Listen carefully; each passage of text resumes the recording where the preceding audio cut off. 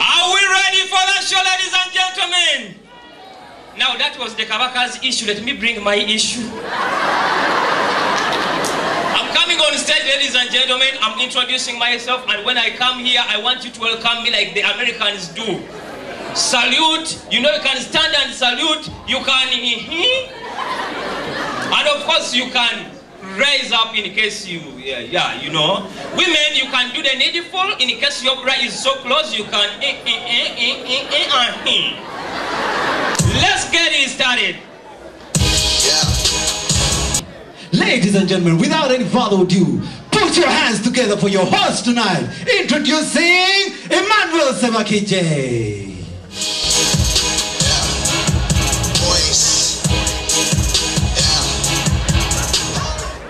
What's up, man? Now that's the style. That's how we do it. Tell your neighbor that's how we do it. Kale abamanyi Oluganda gamba mu neighbor obwetu bwe tukikola. Omanyi fena bisomera we wamu n'olwekyo si bintu bye tulina bye. Ladies and gentlemen, welcome to this show. My name is Ssebakigye, hosting the show this very evening. And I don't know, most of you have been to churches, but I've been wondering, we've been told about the story of Adam and Eve. How Adam ate the fruit. Mumanya abakazi obukujukuju bwabwe. Adamu yali tagenda kulya kibala. Atagenda kulya kibala. Jukira bali bwerere. They were naked. You know what nakedness means. But I've been wondering all along. Senga twali tukyali bwerere. Just imagine. Nga tukyali bwerere nga mutudde mu theater wano. Just imagine tunulira gwe neighbor wo just mutunulire. Or just imagining nga ye Adam bwaba musajja. Nga yenna ali upside up and down. Just tunulira munno nga muwala yakuliranye. If that was Eve, nga fena tuli bwerere tuze mu theater ngendo shetandika ne tugamba gamba akuliranye nti owera. Nga nawo mazima ddala bw'otunulayo ogamba I'm just imagining. Mulimu ebintu bingi ebigenda mu maaso in our country. Probably abantu ba demonstrating waliwo abeekalakasa besigya ayumbudde banne. Beekalakasa, just imagine bali bwerere. Baseya bonna bagamba we want change. We want change. Naye nga nabo olina bw'otunako ne bagamba you need change. I'm just imagining. Just imagining.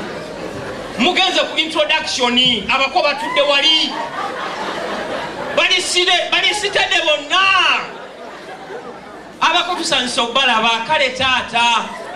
Tubalaba muzze muwera bwe tutyo. Just imagine all the scenarios, Kugamba nebasenga ne bavaayo. Mukubuuza eradde basebo. Muzibye mutaddo basebo. Tata n'abuuza owaaye muwala wange beebo taata n'akugamba ki gwe tolaba bwe bajjudde. Just imagine musudiye nabagamba abayimbi beesudiya kyekibafudde abakabi kugenda okulira bebekulu munene etalina gyagenda abawaziwena ne Bobi Wine n'aleeta n'asudiya ndi mazima wanvu kwesudiye ne Chris Evans n'aleeta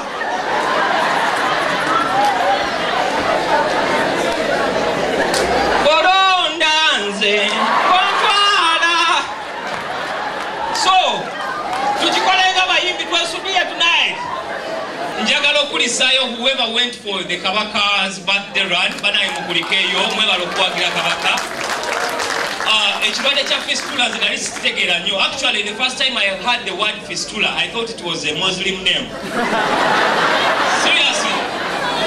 Mulimu amanya ag'ebirwadde ebyenjawulo naye nga singa bagaba omuntu oyinza okulitenda. You look at someone beautiful and you're like oh my God you are my fistula.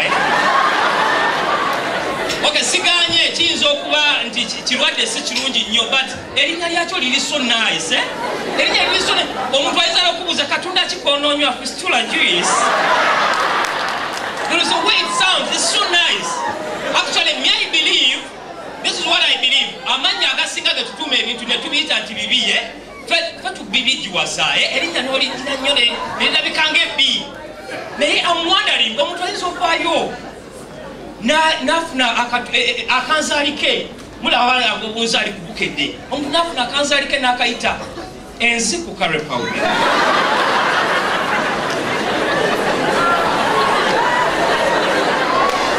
ne bakuba akalango oyagala okuwona ebirwadde enziku curry powder kakozese kawoomu ekyennyanja ekiwoomu ne enziku curry powder onza kandabe wa maama we gyagenda ne be maama azaala omuzungu mu Uganda wa thank you very much baby thank you wow okitegera amanya bwe gatyo kwegamba n'ofuna omukyala ng'erinnya lye eddungi ye measles ate amanya ngaago gabeera kubawala abasobola okuva mu campus ezegasa nga Kyambogo you know got a girlfriend who from Kyambogo University. Oh my God, darling, where are you, Miss So Sweet? I don't know. Amanya agamu, malungi. Nofuna erinnya, n'olituuma bana abalina eddagala ery'ekinnansi. Nga ono omukyala akuba akalango. Je maama w'abaana abo ashairi lukwago, mwebale nnyo okukuuma eddagala yakali obutonde. Ojogera? Nze Dr. Kabootongo. Ojogera kugamba amanya agamu gwadde gabirwadde naye gasawuninga okubanga senga oga twistingamu katono n'ogawa ekintu Kabootongo biscuit delicious sweet marvelous kitegeera manya kyamalage mulina amalungi munkumunye bananga omusajja ali wanayogedde ekigambo ekyo simanyi gyabeera naye ali awo akyogedde baladies and gentlemen nga mulwala ebirwadde. Ladies and gentlemen, simanyi bameka batambulira mu taxi. Bameka. You move in taxis. There is one annoying thing when you are moving in a taxi. Beba gaya aba street preachers. Ovudde no baze olina kawala k'otudde kumpi nako kambadde kasikati kakoma wano. Kalina siriti ekoma wano. Kugamba ogize bulungi otayiminze ogamba oh God to glory be the God. Amaaso go gali focused. Omanya amaaso mazibu. Empati esinga ku mubiri emu. Maaso mazibu. Enyinde ewulira ekibunya naye eriso ndiga wanditunuddeyo. Everyone, ekibunya okiwulira it might be a toilet naye gatunulayo kakasuba toyi. Amaaso mazibu nnyo. Toyinza kutula na muwala alina a skirt stopping here. It is too short. Amaaso ne gatakugira era ogenda okugira naye gundi wanditunudde ku luuyi luli. Wandibako kyolaba. Now, you are in a taxi. Amaaso go gatandise misbehaving galengera. Naye ogamba sijja tunulayo tunule. Omwoyo gugamba wanditunuddeyo yandibajjanzi. Muba muli ku bitaala bya Jinja Road. Pastor natandika Mukama alaba kyolowooza. Mukama alaba kyolowooza. Nogamba ate gwe kiki? Mazimanga nawe kyolowooza okikola ki? Street preachers tobazanyisa bakujja ku mulamwa. Kati mbatandika osaba ennamba. Baby, you know, I am he, the man you have been looking for, and we are we. You know, otekamu obugambo gamba wabuyongeza ekintu. Ennamba za musaba mu taxi. Mwaweereza obufaananyi obukyafu. Mukama awalaba ne ngamba wagireke. Tukozese email.